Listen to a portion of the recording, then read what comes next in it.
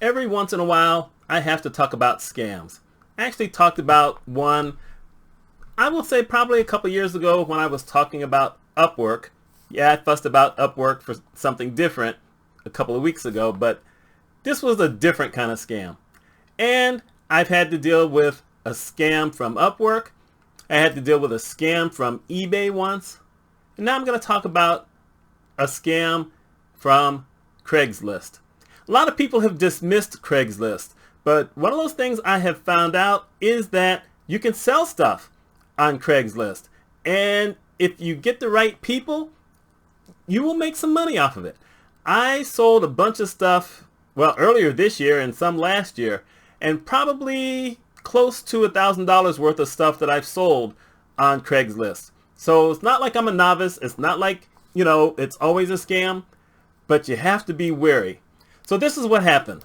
Last week, I finally decided to listen to a realtor friend of mine.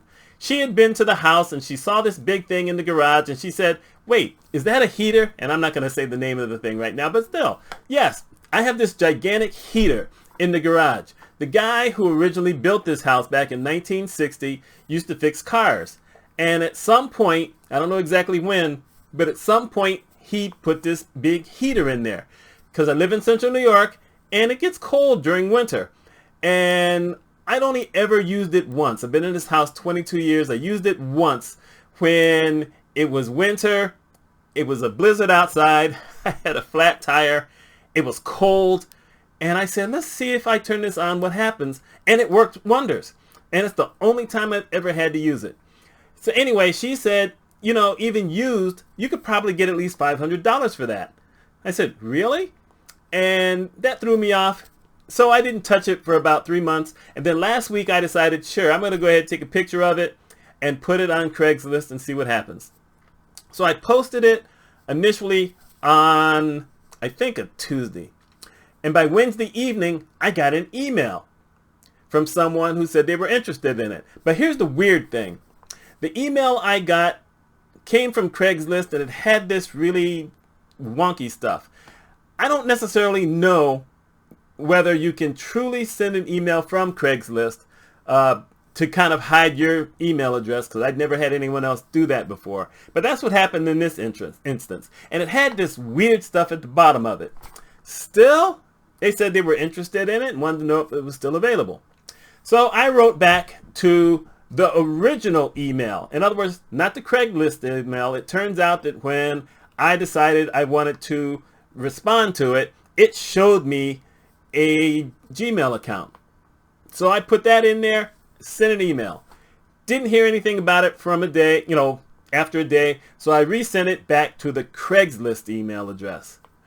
And then I got a response back from this guy who said he'd love to buy that.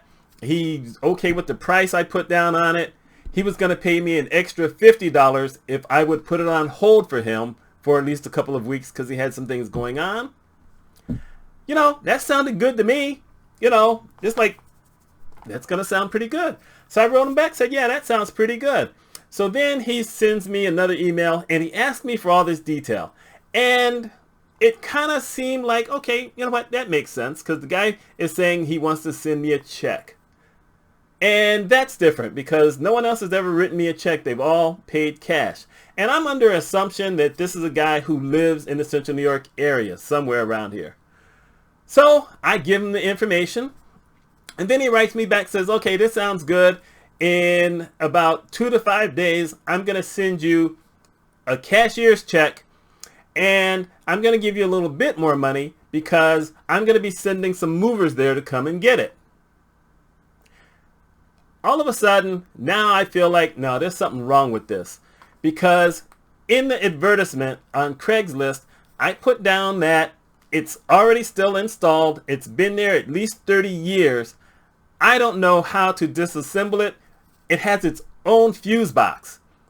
So, in other words, whoever is getting it has to know how to put it back in. They need to know how to take it out. They have to do all of that. All of a sudden, you're talking about sending moving men and they'll come and get it. Well, traditional moving men, and I've moved enough times to know this, aren't really, installers or disinstallers. I don't even know if that's a name. But that's not usually what they do. They usually come, they pick stuff up, they take it away, then they get somewhere and they take it back in. And then I'm thinking, well, wait a minute. Why would this guy send me money to pay the movers? If this is legit, why isn't he just paying some movers? And I said, no. This has to be a scam. And I've read stories about Craigslist scams. And so it's like, no. So I wrote back, and this is one of those times where I woke up like 3:30, 4 o'clock in the morning. Couldn't get back to sleep initially, decided to check my email, and I saw this thing coming back. And that's another thing, because supposedly that email was sent around 2:30 in the morning. So I started wondering, well, okay, how many people besides me are actually up that late talking about sending you monies, all this other kind of stuff? Like I said, nothing felt right. So I wrote the guy back and I said, no, I'm sorry, I'm not comfortable with any of this. I'm not paying any moving people. I mentioned in an advertisement someone that has to come here and take it apart. I don't know them. And we're just going to cancel this deal. And that was Friday. This is Monday. I haven't heard back. It was a scam. And we always have to kind of follow our senses. I like to call it spidey senses, but we have to follow our senses with stuff like this. Initially, I'm thinking, wow, I posted something this expensive in one day, and I actually have a buyer. That sounded really good. But then the common sense had to come back to me and say, no, all of a sudden this doesn't sound so good. The money would be great, but I think that this is someone who's going to try to trick me in some way. I don't need any other people coming here. I had asked where he was, by the way, and he didn't answer that, and I just ignored it. Never ignore that. That should be one of the first things you find out, is if someone is in the area. And the area, basically, for me, it can be an hour and a half away. I mean, I did sell something to someone. They lived an hour and a half away. But they knew the area? Fine. Listen to your senses. Don't get scammed. That's all I have. One of my shorter videos. If you're a regular here, you got nothing to complain about. Anyway, let me know if you've ever run against some scams. And I'm linking near the end here, so you'll see another thing when I talked about the possibility that I was about to get scammed. Y'all take care.